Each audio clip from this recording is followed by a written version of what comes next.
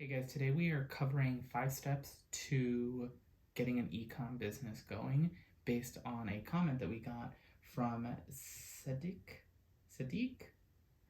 I terribly apologize about pronouncing that incorrectly, but we did a top 10 video about starting a company in 2023 and it was very, very broad.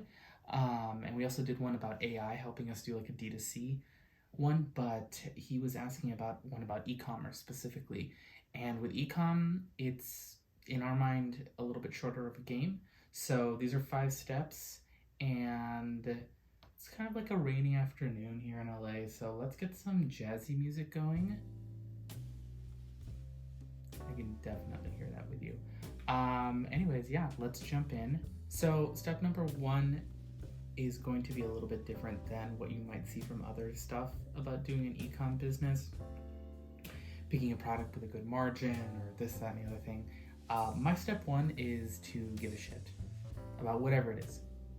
Whatever it is, or have the thing that you give a shit about be somewhat related to the business.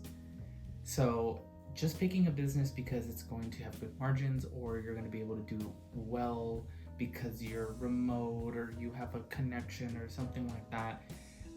I feel like I've talked about this in so many videos. That inevitably sets you up to fail if you do not hit immediate success. So give a shit about it.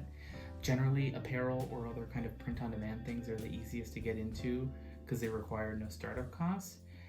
I would look through that and then see if there's something that you can give a shit about that is somehow able to be done through the a print-on-demand service. For me, a while ago, so I used to go to Disneyland a lot, like when I used to work in production and I have days off, and it was really fun to go. But after a while, I was kind of getting lumped in with the tourists that would do like the touristy things, and I didn't want to do the touristy things. So I thought it would be really, really funny if I had a shirt that said "not a tourist" on it, because I would want to delineate myself to cast members that I don't need the spiel, I don't need give that to them. They need it, I don't need it. I come here a lot, I'm not a tourist. I thought that'd be hilarious. I didn't do it at the time, but I should have, made a shirt. I could have made a shirt that said that, made it through a print on demand, and then had content that talked about maybe going to theme parks or life in production in LA, and you see how like I'm already building like a narrative around this, and it's more engaging, that shirt, even though it's just text on a print-on-demand type of piece of clothing. But there's more around it because I'm giving a shit. I'm like really putting a story around it, and that narrative is what you're kind of buying into. So that's step 1. Figure what that is. If you need help with that, you can reach out and we can talk about it. But you're gonna want that to be something solid. 2, making the thing. I touched on it a second ago. Print on demand, phenomenal. I like Printify. This is why I like Printify. Not getting a commission or anything, although I should.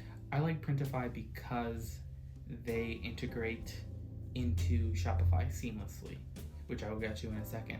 But there is no copying and pasting, uploading orders. The order comes in through Shopify, it gets pinged over to Printify, they make it, they bounce back the tracking over to Shopify.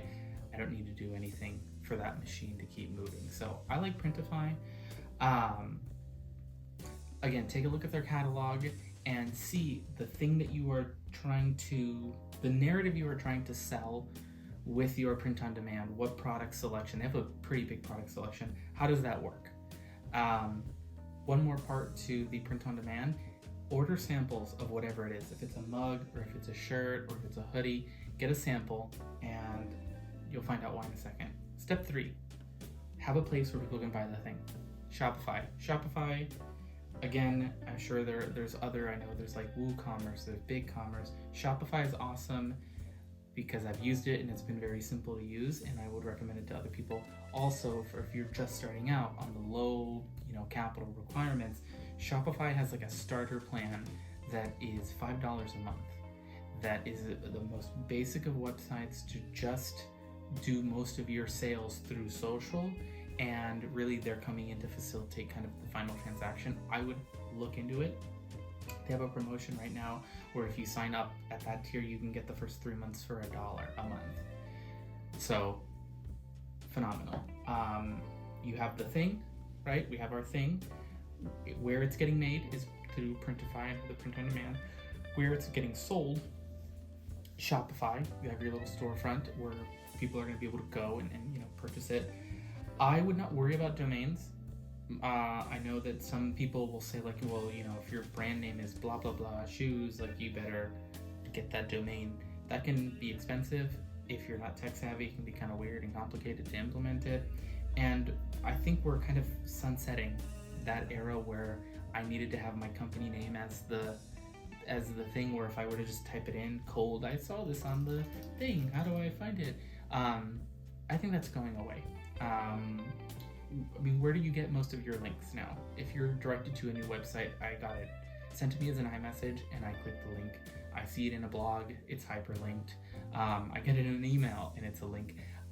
You're clicking through links 9 times out of 10, even on social, you're clicking through links. So skip that. I mean, if you have something that's super random and it's like really important, and because it's so random, the domain is not necessarily that expensive, go ahead and buy it. But I think we are, thank goodness, in a time where you can get away from that.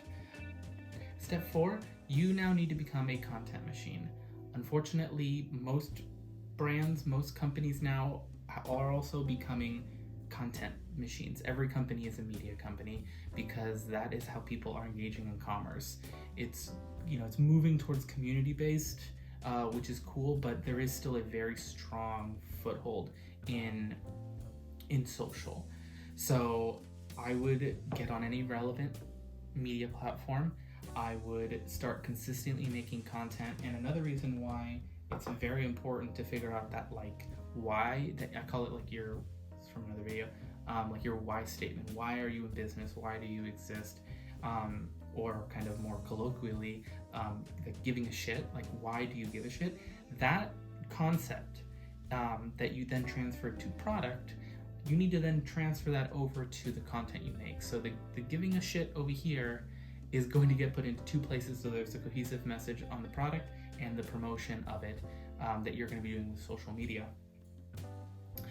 You're going to want to get the samples from earlier. Remember the order, a sample of a shirt or a thing, and wear it.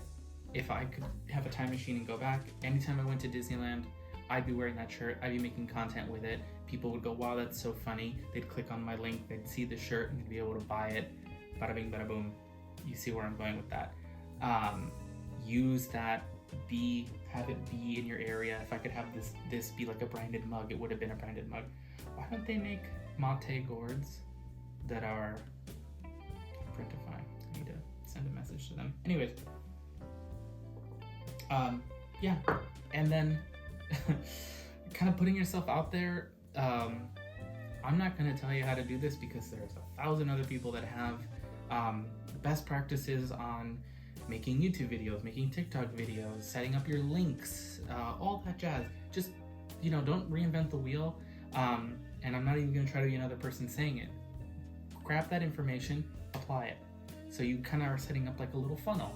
You make the content, they like you, they want to engage with it, they see that you make something, you know what I mean? And it's like that narrative, that reason for your being is what they're kind of holding on to, and then they're going further down the funnel of, more than just free content, they want to engage with the products that you're making.